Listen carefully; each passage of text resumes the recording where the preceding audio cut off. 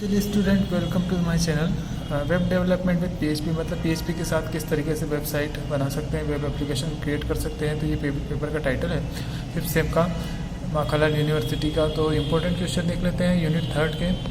तो ये पीएचपी के उस पर ही है, तो देख लेते हैं कौन से क्वेश्चन है।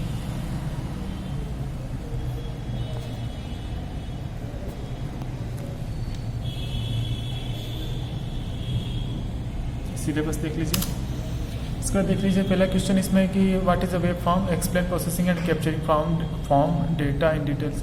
मतलब जब हम कोई भी डेटा फॉर्म भरते हैं तो डेटा का फॉर्म के किस तरीके से डेटा को फिलअप करते हैं, डेटा को किस तरीके से कैप्चर करते हैं, फॉर्म होता क्या है, फॉर्म में कौन कौन से कंट्रोल आते हैं, किस तरीके से फॉर्म को बनाया जाता है, किस तरीके से फॉर्म से डेटा को पास किया जाता है, कैसे तो इस तरीके के बहुत सारे क्वेश्चन इसमें बनते हैं। तो आपको इसमें यही समझाना है कि वेब फॉर्म क्या होता है, किस तरीके से उसमें किस तरीके से उसको प्रोसेस किया जाता है, उस तरीके से उसके डेटा को किस तरीके से एक जगह दूसरी जगह पर किस तरीके से लिया जाता है, किस तरीके से डेटा को कैप्चर किया जाता है यूजर से, डिटेल में समझाना है। तो ये पहला क्वेश्चन आपका इसी बात का इंपॉर्टेंट है। दूसरा क्वेश्चन है कि जब आप एक पेज से दूसरे पेज पे वेब पेज पे जब ऑनलाइन कुछ काम करते हैं तो डेटा या एक दूसरे पेज पर ट्रांसफ़र करते हैं तो किस तरीके से पास करते हैं। तो उसके लिए किस तरीके से पीएचपी और गेट और पोस्ट किस तरीके से जो है ये यूज़ किए जाते हैं, गेट और पोस्ट मेथड किस तरीके से पीएचपी में यूज़ की जाती है, इसको एग्जांपल से समझाना ये भी इंपॉर्टेंट क्वेश्चन है। गेट और पोस्ट दोनों एक तरीके से, लेकिन इन्फॉर्मेशन थोड़ा सा सिक्योरिटी का इश्यूज़ रहता है। तो फॉर्म से जब डेटा भेजते हैं एक दूसरे से दूसरी जगह पेज पर तो गेट और पोस्ट मेथड यूज़ की जाती है। तो उसको एक्सप्लेन करना है with multi valued field in details.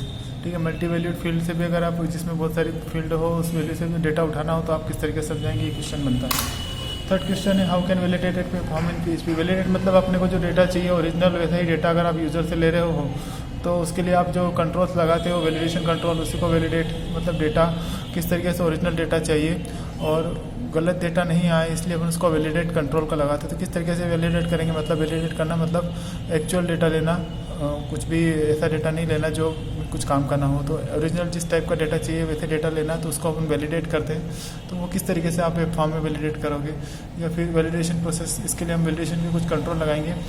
तो ये क्वेश्चन आपका बनता है घुमा फिरा के तीनों क्वेश्चन का एक ही मतलब है कि आप किस तरीके से यूज़र से जो डेटा ले रहे हैं वो एक्यूरेट हो, बिल्कुल आपको जिस तरीके का डेटा चाहिए वैसा ही ले। आपको अगर मान लो नेम चाहिए तो आपको नेम ही मिले प्रॉपर तरीके से, ऐसे 1 2 3 नहीं मिले, है ना। तो ये होता है वैलिडेशन। और वैलिडेशन कंट्रोल्स आपको पूछ सकते हैं वो कि किस तरीके से। तो क्वेश्चन तीनों टाइप से आपसे पूछ सकता है कि वेब फॉर्म को किस तरीके से वैलिडेट करेंगे पीएचपी।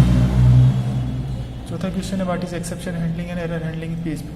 मतलब जब हम रन टाइम पर प्रोग्राम रन करते हैं, जब हम स्क्रिप्ट चलाएंगे पीएचपी की तो उसमें एरर आने के चांस होते थे। कुछ एरर ऐसी होती है, सिंटेक्स एरर रहती है, तो वो सिंटेक्स के थ्रू कंपाइल टाइम में पता चल जाती, मतलब पहले पता चल जाती। लेकिन कुछ एरर्स ऐसी होती है जो रन टाइम में अपने को पता नहीं चलती, तो उनको प्रॉपर तरीके से हैंडल करने के लिए एक्सेप्शन हैंडलिंग का यूज़ किया जाता है। एक्सेप्शन हैंडलिंग ऐसे प्रोसेस होते हैं जिसमें प्रॉपर तरीके से स्टेप बाय स्टेप से प्रॉब्लम को ट्राई और कैच थ्रो के बीच में लिखा जाता है और वहाँ से उसको उठाया जाता है और उसका फिर सॉल्यूशन लिखा जाता है और प्रॉपर तरीके से लिखा जाता है। तो ये एक्सेप्शन और एरर हैंडलिंग दोनों एक ही चीज़ों से मिलती जुलती है, दोनों एक ही टॉपिक से रिलेटेड है।